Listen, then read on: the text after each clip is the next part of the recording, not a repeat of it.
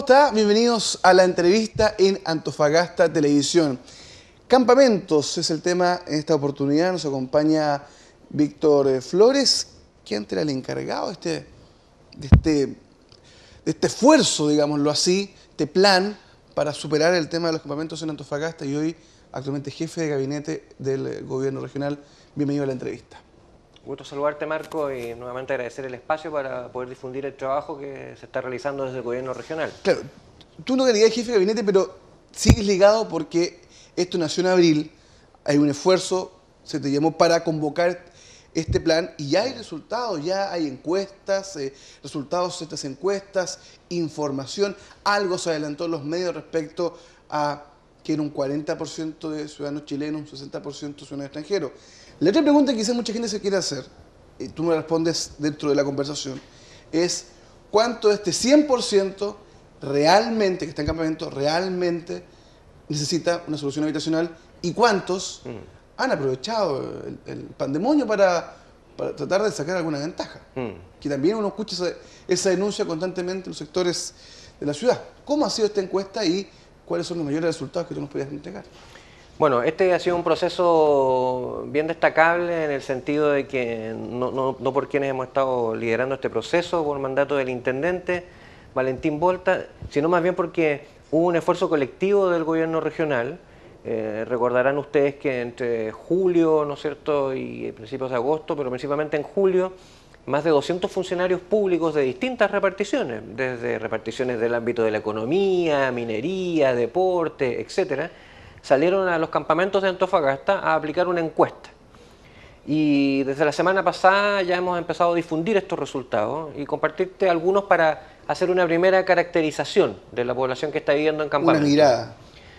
Mira, nosotros estimamos que en Antofagasta hoy día en campamentos están viviendo 3.043 familias. ¿Ya? ¿3.000? 43 familias. ¿Eso en población, en ciudadanos, cuánto? Eso, con los datos que tenemos, aproximadamente debiesen ser unas 9.400 personas. Ya. ¿Ya?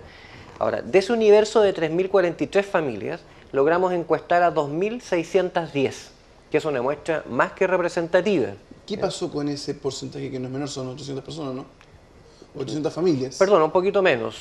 Si el universo son 3.043, logramos encuestar 2.600. Te entendí 400. Sí. Entonces son 300 familias que no pudieron... Claro. Mira, lo que sucede ahí, Marco, es que nosotros aplicamos la encuesta, recuerdo, entre un día martes hasta un día sábado, y como la encuesta nos permitió acreditar, gran parte de los jefes de familia trabaja. Entonces no siempre logramos encontrar a todas las personas en sus domicilios. Ya. Además hay otros casos en que la gente puede estar de viaje o haciendo algún trámite. Entonces hay distintas razones, pero principalmente esas donde fuimos a encuestar y no había moradores en ese momento. Okay.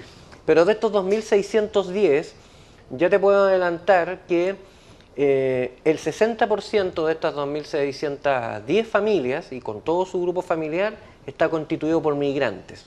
Principalmente personas de nacionalidad boliviana, peruana, colombiano y ecuatorianos. El 40% está constituido por personas nacionales. Eso contribuye ya a derribar un mito. No es que en los campamentos solo vivan migrantes, ¿ya? Hay una cantidad importante también de nacionales. Lo que con los datos posteriores nos permite adelantar una premisa. Más que un tema de nacionalidad, hay un tema de vulnerabilidad, ¿ya? Otro dato importante es que logramos establecer que el promedio de edad de los jefes de familia es de 36 años y el promedio del grupo familiar es de 3 personas. Es decir, estamos hablando de familias que técnicamente se denomina incipientes, ¿eh? Personas jóvenes, en edad de trabajar, con grupos pequeños, ¿eh? Otro dato importante es que, viendo la distribución etaria, los rangos de edad, de cada 3 personas en campamento, una es menor de 18 años. Aproximadamente casi llegando al 33% de la población está en ese rango, de 0 a 18 años de edad. Y un 45% de la población está, ¿no es cierto?, en 19 años hasta 60 años. Es decir, tenemos ahí una cantidad importante de personas que están en plena edad activa desde el punto de vista laboral. Si avanzamos un poquito más en la caracterización, te puedo señalar también que el 52% de la población total está constituida por mujeres, ¿ya? Y el 48% por hombres. Eso del Más punto- mujeres por hombres, también eso se explica de que hay muchas familias donde la mujer es la jefa de hogar también, eso es una realidad. Exactamente, exactamente. De hecho, es más la cantidad de mujeres que son jefas de hogar que hombres. Todos estos datos que te he señalado, Marco, y a los televidentes, es la caracterización general de la población. Pero ahora enfoquémonos en los jefes de familia. ¿Ya? En los jefes de familia, tanto la cantidad de nacionales inmigrantes como la cantidad de hombres y mujeres es similar a los datos anteriores que señalé desde el punto de vista de la población. Es decir, casi el 60% de los jefes de hogar son migrantes y alrededor del 40%, ¿no es cierto?, son nacionales, ¿ya? También, en el caso de mujeres, llegando prácticamente al 52%, son jefas de hogar, ¿ya? Por lo tanto, hay una mayoría en ese caso. Pero entremos en algunos detalles, por ejemplo, su nivel educacional o si están trabajando. Fíjate que ahí, según lo que nos declararon los encuestados, que son la mayoría de los datos que obtuvimos, son datos declarativos, el 74% de ellos declara estar trabajando. El 47% lo está haciendo de manera dependiente y el 27% restante de manera independiente. Pero fíjate que aquí hay un dato de preocupación. De aquellos que declaran estar trabajando en forma dependiente, es decir, con un empleador, el 40% de ellos nos señaló que lo está haciendo sin contrato, ¿ya? Lo que significa una situación... Eso cerca de la mitad de las personas que son dependientes, que están trabajando en un lugar con horario, no tienen contrato. Así es como lo declaran y por lo tanto ese es un aspecto que vamos a abordar, ¿ya?, desde el punto de vista de este plan de superación de campamentos, que es un plan que tiene una estrategia integral, no solo desde el punto de vista habitacional. Si consideramos otro dato, el nivel educacional, varias veces salió en la prensa, en algún momento se instaló en el discurso público de que había mucho estudiante universitario, mucho profesional instalado en campamentos. Fíjate que con los datos lo que podemos obtener es lo contrario.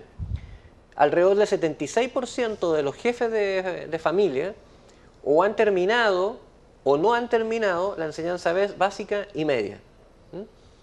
Hay una cantidad importante que ni siquiera tiene enseñanza media.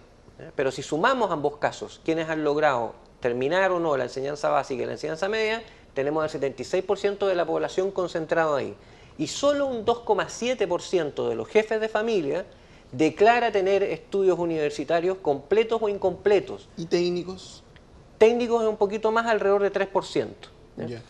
Pero O sea, si te das estamos cuenta... hablando de un 5% de la población que está en campamento tiene estudios completos e incompletos, tanto técnicos como universitarios. Exacto. Es bajísimo. Es muy bajo. Entonces, Porque si- además, si tú no tienes esos estudios, los empleos que tú puedes acceder Exactamente. son de sueldos bajos. Además, más bajos todavía. Exactamente. Y ese es un punto muy importante, Marco, que tú señalas, porque es la conclusión a la que queríamos llegar con esta conversación. Entonces, caractericemos a la familia tipo, promedio, de los campamentos de la ciudad de Antofagasta. Estamos hablando de un jefe de hogar que mayoritariamente tiene un rostro de mujer, es una persona joven, 36 años, tiene un grupo familiar pequeño, probablemente su pareja y un hijo, tiene un nivel educacional que solo llega hasta enseñanza media, y eso determina cuál es el tipo de remuneración y trabajo que va a obtener. La mayoría está trabajando de manera dependiente Y sin contrato. y sin contrato en La muchos mitad. casos. Cuando nosotros preguntamos qué tipo de trabajo usted desempeña, que es algo que son datos que posteriormente vamos a entregar con la encuesta, nos señalaban en la mayoría de los casos trabajadores de la construcción, albañiles, trabajadores de casa particular, bomberos en las estaciones de servicio, personal de seguridad. Entonces, como tú bien Pero señalas... ¿sabes cuál es el tema? Que hay que dejarlo claro. Todas las profesiones que tú acabas de dar, todas las actividades, deben tener contrato. Sí. Las personas que asesoran el hogar irá un día a la semana o todos los días de la semana, debe tener contrato.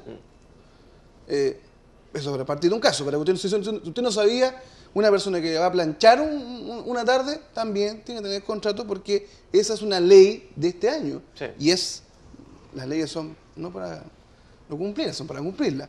Y todos las cargos que todas las actividades son con contrato.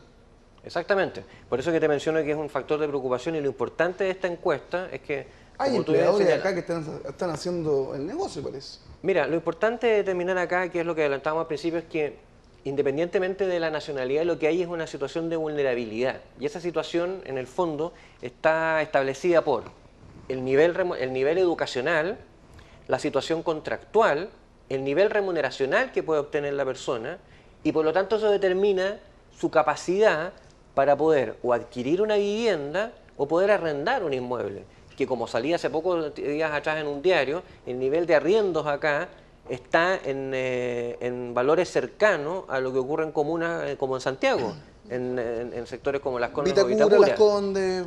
Exactamente. Yo creo que no, en Providencia yo creo que uno encuentra una cosa más barato que en Antofagasta por lo menos. Entonces, efectivamente estamos en una situación de vulnerabilidad y hay datos que es necesario precisar. Por ejemplo, este tema de, o más que precisar, abordarlo, ¿no es cierto? El tema de la situación contractual, pero por ejemplo también vamos a seguir explorando aquellos datos que nos arrojaron que hay una cantidad de niños que debiesen estar en la educación parvularia, ¿no es cierto?, educación temprana, y no lo están, ¿ya? Entonces, eso fue un dato que hemos ido relevando en distintos campamentos. Hay otro dato que también, para ir viendo mitos, ver si los mitos son ciertos o son ciertos, siempre se dice que muchas de las personas que viven en campamento tienen casa o tienen una situación mucho mejor, pero van para allá la posibilidad de poder obtener o poder saltarse la lista de poder obtener más pronto una vivienda. ¿Eso es efectivo? Mira, no es efectivo. Y aquí hay datos bien objetivos que logramos establecer.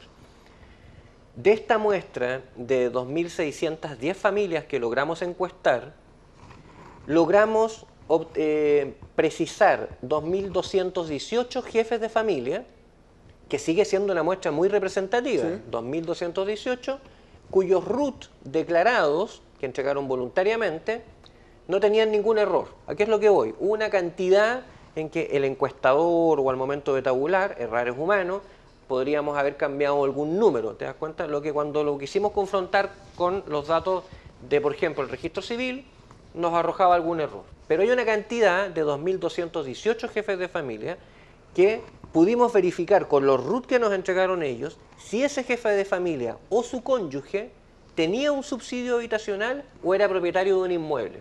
Y fíjate que los resultados son muy importantes y ayudan a desmitificar. ¿Qué arrojaron?